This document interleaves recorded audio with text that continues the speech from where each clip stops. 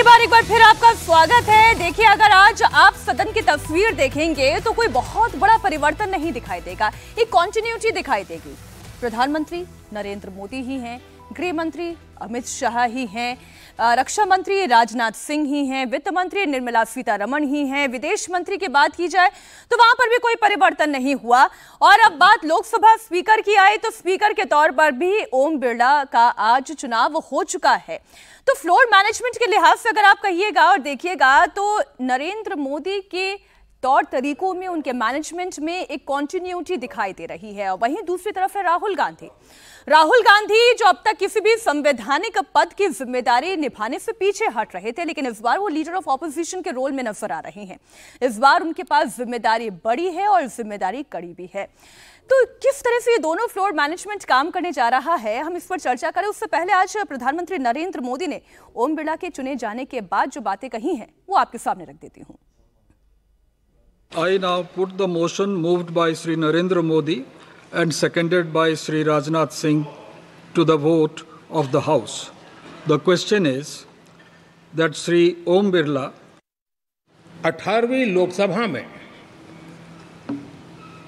Speaker का कार्यभार दूसरी बार संभालना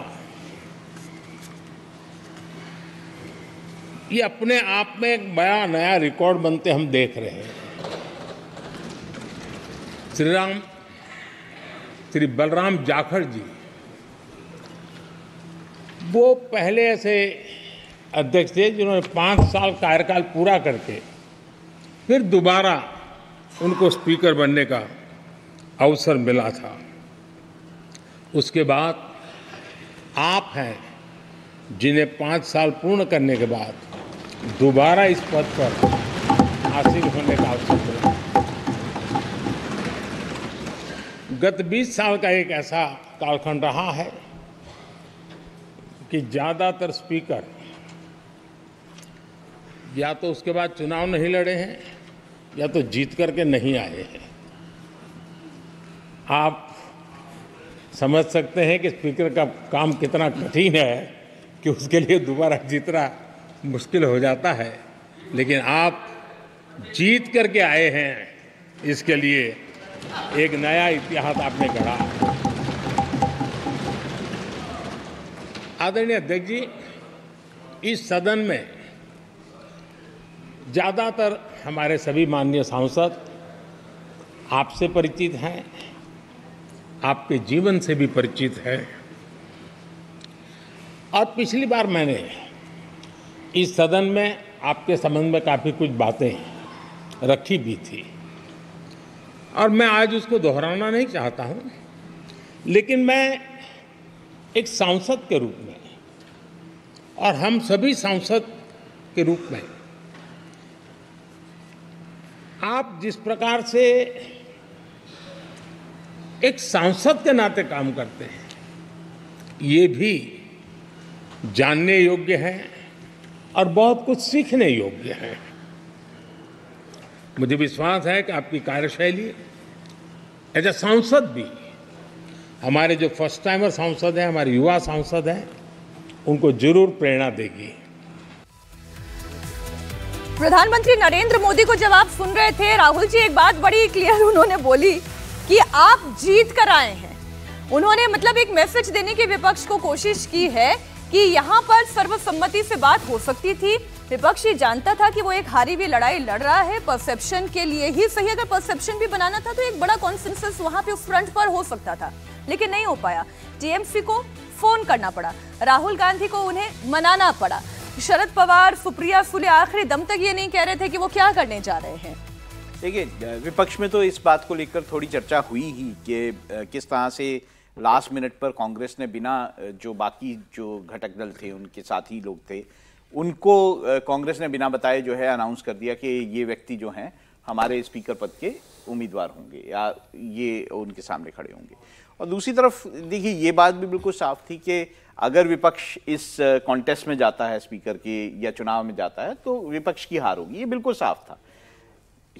मंशा विपक्ष की रही होगी कि वो ये दिखाना चाहते हैं कि वो सरकार की जो एक नीति है या उनकी तरफ से उनका आरोप है कि ये नीति है कि वो बुलडोज करना चाहती चीजों को, वो अपनी बात ही मनवाना चाहती है, शायद उसका विरोध प्रतीक स्वरूप जो है वो विपक्ष ने करने की कोशिश की होगी।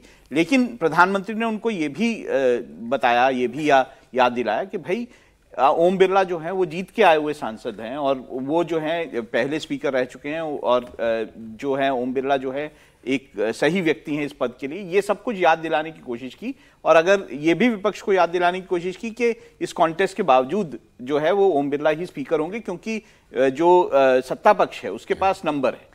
ठीक वैसे जैसे हर्षवर्धन जी राहुल गांधी ने याद दिलाने की कोशिश की कि स्पीकर का जो पद है वो केवल सत्ता पक्ष के लिए नहीं बल्कि विपक्ष के भी सांसदों को सुनने की जरूरत है।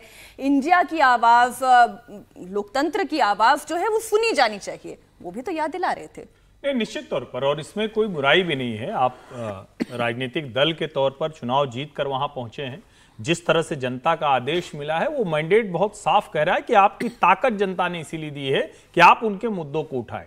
राहुल गांधी विपक्ष के नेता के तौर पर, और प्रोफेसर साहब ने कहा कि बड़े भले लग रहे थे, तो भले तो हर कोई लगते हैं, उनका स्टेटमेंट भी आज बहुत मैच्योर था। अंतिम क्या होता है, एक्शन, वो जो है ना वो सबसे जरूरी होता है कि वो कैसे है। तो अभी तो भले लग रहे थे, वो आज की जो रस्मी थी वो कार्रवाई थी वो, लेकिन अब उसके आगे क्या होगा। जब सदन शुरू हुआ तो विपक्ष हल्ले हंगामे के साथ शुरू होता है, प्रोटेम स्पीकर पर सवाल खड़ा करता है, स्पीकर का चुनाव हो जाता है, संविधान की कॉपी लहराते हुए पहुंचते हैं, संविधान के साथ शपथ लेते हैं, जबकि वो ये भूल गए कि उसको हाथ में लेने की आवश्यकता ही नहीं, सारे जो मेंबर ऑफ पार्लियामेंट होते हैं वो सब के सब संविधान की ही शपथ लेते हैं। लेकिन वो अच्छा दृश्य था, अच्छा चित्र था। हालांकि अब उसके आगे अखिलेश यादव ने क्या कहा, राहुल गांधी ने भी अपनी बात में क्या कहा, और जब जो रेजोल्यूशन आया है जिसको हम बार बार ये कह रहे हैं कि आगे कहां जाएगा, जो मौन रखकर और वो कल तक के लिए स्थगित हो गई, क्या इसके बाद ये लोकसभा जिस तरह से चलेगी उसका संकेत नहीं मिल रहा है? बहुत साफ संकेत है।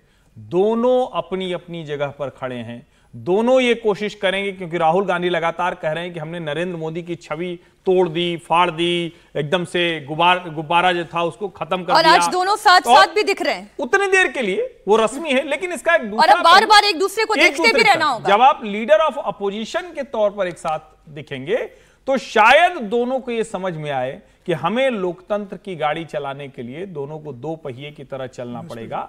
स्पीकर की भी उसमें महत्वपूर्ण भूमिका होगी। अब क्या उस तरह से चलेगी, या फिर हम देखेंगे कि सिर्फ रस्मी जो कार्रवाई होगी उस वक्त तो लीडर और लीडर ऑफ अपोजिशन ये दोनों दिखेंगे, उसके बाद फिर अपनी अपनी राजनीति के तौर पर चलेंगे। शायद ये होता हुआ दिखेगा। समीर जी, आप कुछ कहना चाह रहे हैं? मैं कह रहा हूँ राहुल गांधी ने विपक्ष के नेता बन गए। राहुल गांधी की मदर भी विपक्षी नेता सोनिया गांधी रही है, पिता भी राजीव गांधी विपक्ष के नेता रहे हैं। हालांकि पिता तो बहुत, क्या कहना चाह रहे, आने वाले समय में प्रधानमंत्री बनने के चांस है? नहीं, मैं ये नहीं, मैं कहना चाह रहा हूं कि उनके मदर ने जिस तरीके से विपक्ष के नेता की भूमिका निभाई थी, बहुत अच्छी भूमिका सोनिया गांधी ने निभाई थी। विपक्ष में उनका बहुत अच्छा सामंजस्य उन्होंने बना के रखा था। तो मुझे लगता है कि राहुल गांधी को देखना भी चाहिए कि किस तरीके से उनकी मदर जब विपक्षी नेता थी लोकसभा में तो कैसे विपक्षी दलों को साथ लेकर चलती थी। राहुल गांधी को अपनी माँ का कार्यकाल भी देखना चाहिए। हालांकि पिता का कार्यकाल बहुत छोटा रहा है, लेकिन राहुल गांधी एक लंबा समय संसद में रहा है। हालांकि सोनिया गांधी का उतना समय संसद में नहीं हुआ था तो विपक्ष नेता की जिम्मेदारी ली थी।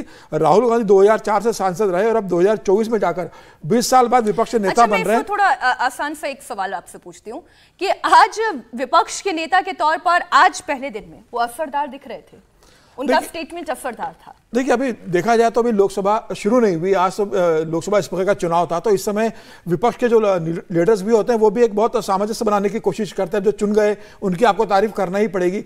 मुझे लगता है कि उन्होंने आज अंग्रेजी में भाषण दिया वो ज्यादा ठीक रहा, क्योंकि हिंदी में वो बहुत कंफर्टेबल नहीं रहते हैं और शब्दों का चयन वो समझ नहीं पाते हिंदी बोलते समय, तो जिसके कारण कई बार विवाद खड़ा हो जाता है। भले उनका इंटेंशन गलत नहीं होगा। को तो उन्होंने कांग्रेचुलेट किया, लेकिन आज एक मौका था रागी साहब की वो जो है प्रधानमंत्री मोदी को भी कांग्रेचुलेट कर दें, आज उन्होंने कांग्रेचुलेट नहीं किया।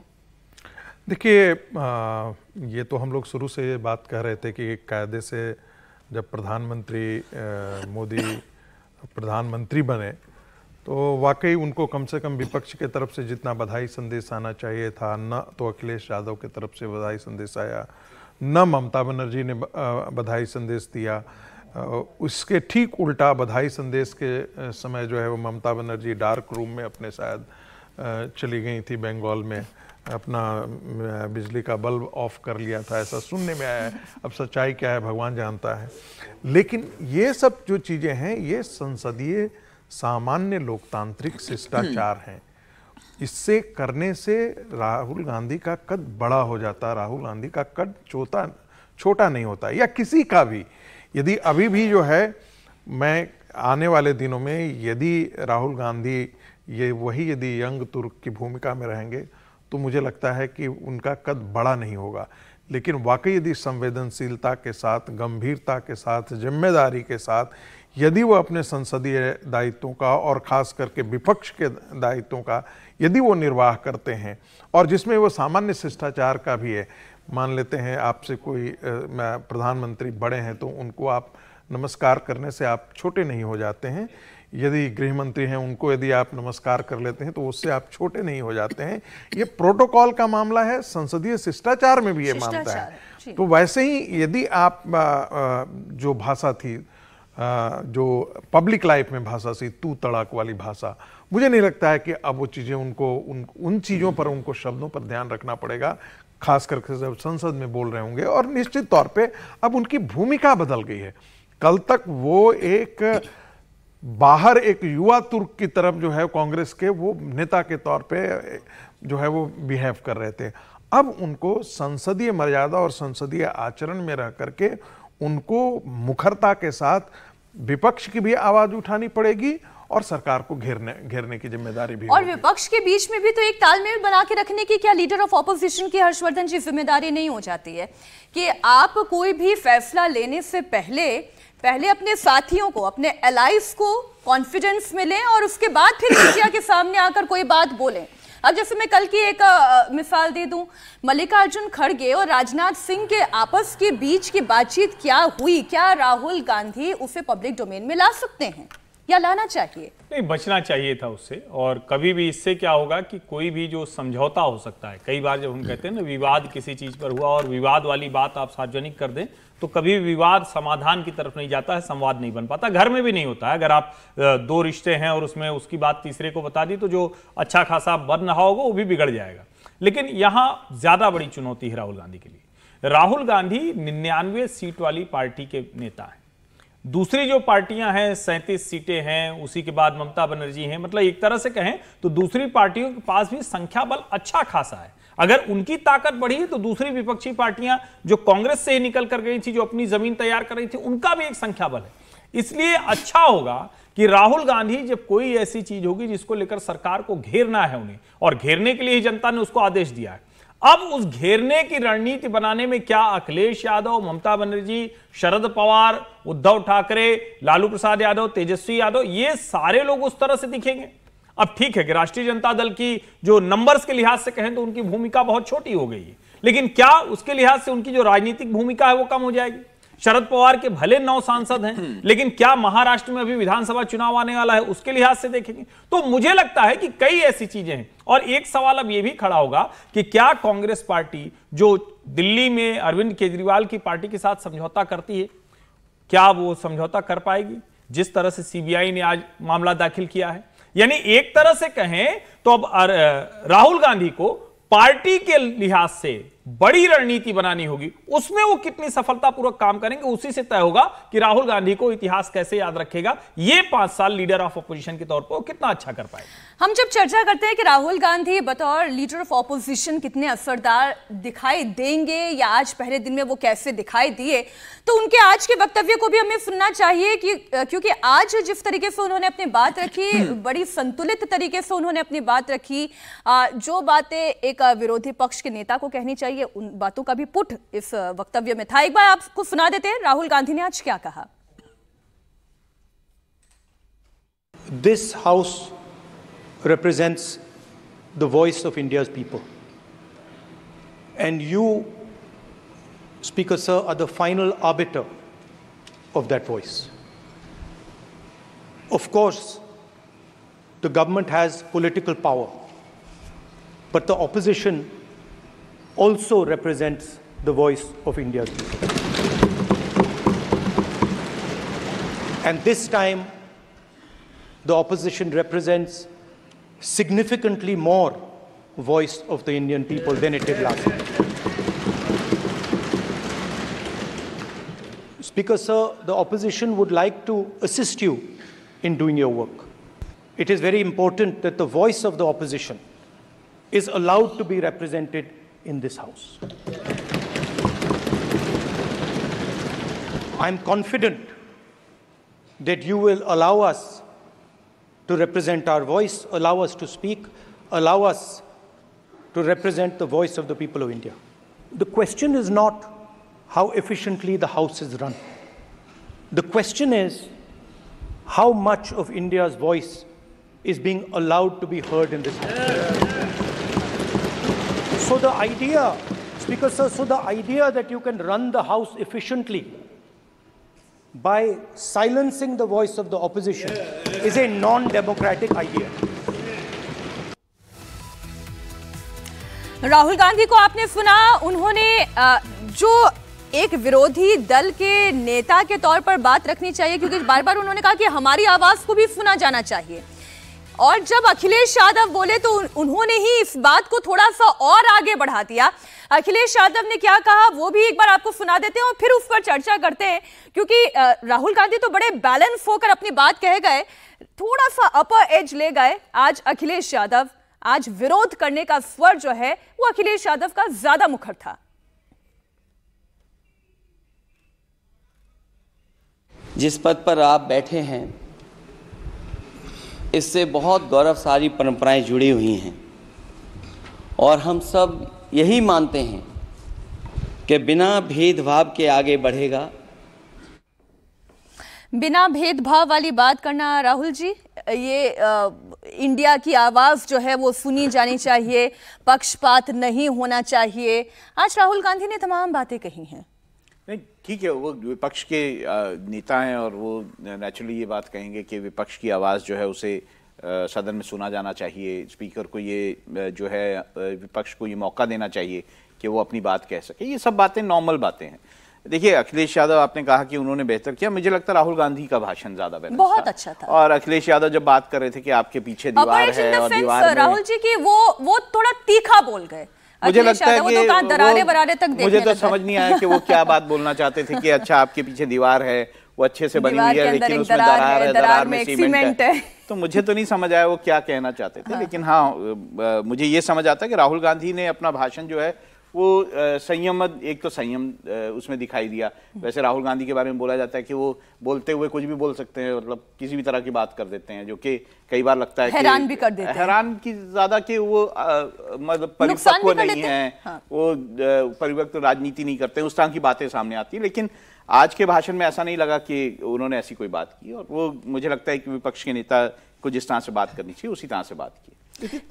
जी देखिए, 2014 में भी जब सुमित्रा महाजन स्पीकर चुनी गई थी, उस समय मल्लिकार्जुन खड़गे कांग्रेस के नेता थे।